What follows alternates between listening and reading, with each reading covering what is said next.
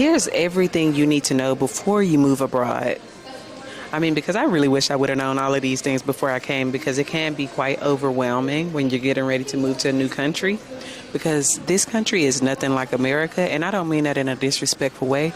It's just when you move somewhere, you need to have the expectation that, okay, things are going to be different, and I need to go with the flow of that new country. So I want to go ahead and tell you guys some things so that you won't be as overwhelmed as I was.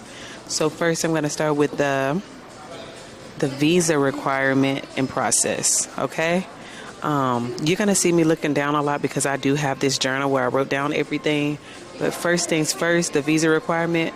I remember I needed to have a passport. I also needed to get a passport picture, which you can go to CVS and get a passport picture. I at least had two. They use that passport picture for, I think, something that got to do with your visa. That's what they use it for. You have to scan it in. Well, that's what I had to do. And I also needed to bring a physical copy.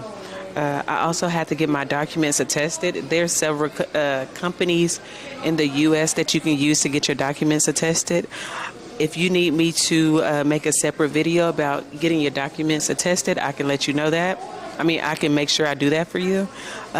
It was pretty expensive to get my documents attested. I believe it cost like $600. And it took about 3 to 4 months. And at that time, I don't know if it was because it was last year. No, I got this done in 2023. So I don't know if now in 2025 that the process is a bit quicker. So I remember that being a headache, and I remember not being able to start my job for many months because I was waiting on those documents to get attested. Also, I needed to get a police clearance because, of course, they want to make sure that you're not a criminal. So that's something I had to do before I came. I believe that was like $10. All you have to do is go to your local police station and give them your ID, tell them you need police clearance, and they'll do it right away. You can get it the same day. So that's not really a headache. The biggest headache, like I said earlier, was getting the documents attested.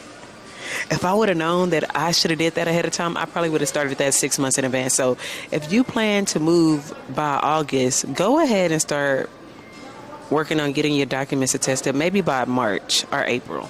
The second thing is finding a job. Or income source. Well, for me, I'm a teacher, so I found a job. Honestly, I found a job using Facebook. And I know a lot of people think that probably sounds like a scam, but I don't know. Maybe I was just taking a risk. But I found my job on Facebook. I'll give you guys some of the groups that I did explore before getting my job. One of the groups on Facebook is called Teaching Vacancies in UAE. So definitely type that in.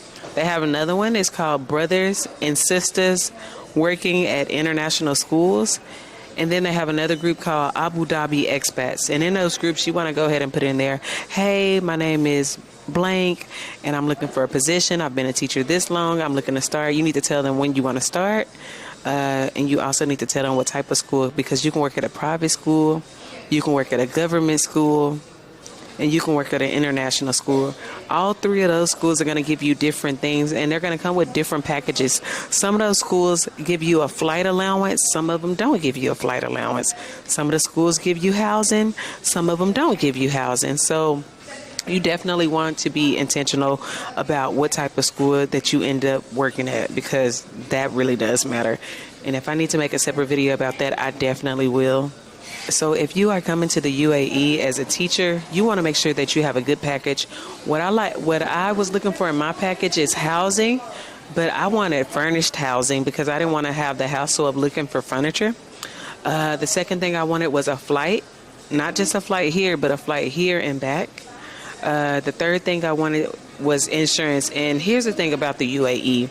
If you are employed in this country, your job by law has to give you insurance. So that's not an option. In America, that's an option depending on the job that you get. But here, that's not an option. Insurance is going to come with your job. No matter if you work at a public, a government, or international school, you're going to get insurance for sure. Okay, let's talk about some things that you need to make sure that you pack before you come to the UAE. All right, I'll make this really short and simple. Make sure that you bring all hygiene things from home, because I feel like Hygiene things are very expensive here, especially as a woman, and you know what I mean. When it's that time of the month, you need certain things. Make sure you bring that from home. Shampoo and conditioner, they don't have a lot of things like for black hair. So bring shampoo and conditioner from home. Bring like the hair oil from home. So those are some things you definitely want to do. If you are a girl that like to wear wigs or you like to wear like a weave, you might want to bring that wig from home. You might want to bring you some weave from home. I'm sure you can find weave here, but I think you have to do it, or should I say extensions? I'm sorry. You can find extensions here, but I think you have to get them online. And of course, that's going to take some time. So if you're one of those people that like to feel your extensions before purchasing, you might want to go ahead and bring that from home and then just find you a hairstylist here. I think that will be much easier than looking for a hairstylist in the hair. So that's the thing. Also, I would say if you can, get your clothes from home. They do have clothes here, and they have plenty of places to shop. There's no shortage in places to shop. However, I do feel like it is a bit more expensive to get your clothes here than it is at home. And I feel like at home, you have more of a variety. So that's what I would say. So if we're going to say clothes, we might as well go ahead and say shoes. Get your shoes too, okay? If you have favorite snacks, it's some snacks they have from America, but it's some snacks they don't have from America. Like a lot of the chips, you're going to find that here, but in a lot of the candy. So if it's anything outside of that, maybe just bring you some from home. That's my biggest thing. Bring some from home. You're going to need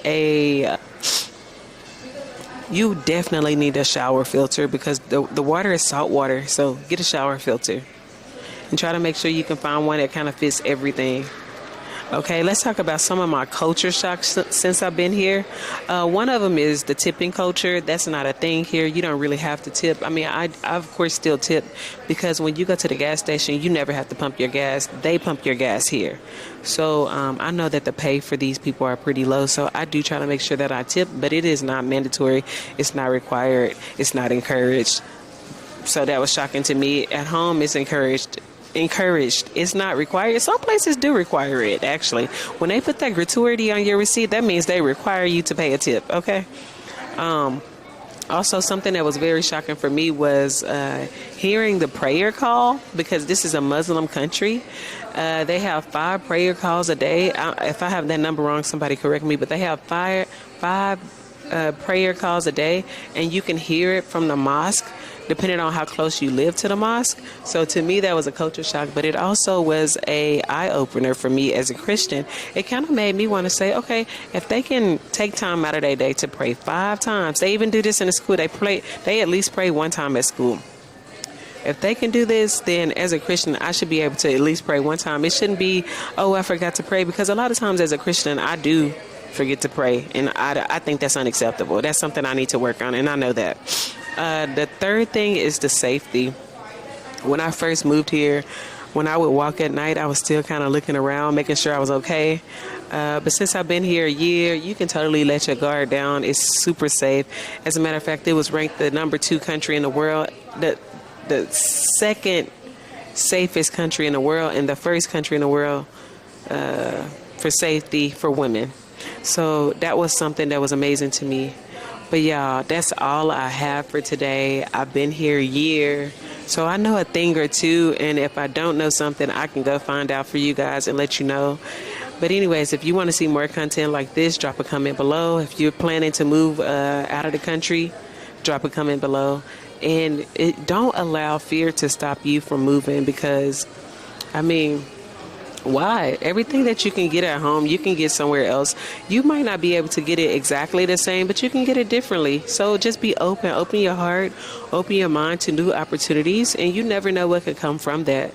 There's no Walmart here. There's no Target here. That's something I love. I love to go to Target and Walmart, but it's okay. They have other stores here, and I know that I go home and go on vacation, and when I go home on that vacation, I get everything that I want from those stores and bring it back here. So it's okay. And then here's the other thing. If you don't like the place that you moved to, the beautiful thing is you can always move back home.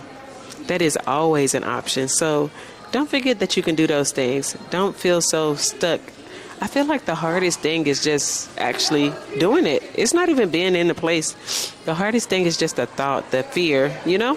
So anyways, you guys give it a chance. If you have any questions, put it in the comments. I'm making a video. I'll at least have one video every single week. So I'll see y'all later. Thank y'all so much for watching. Bye.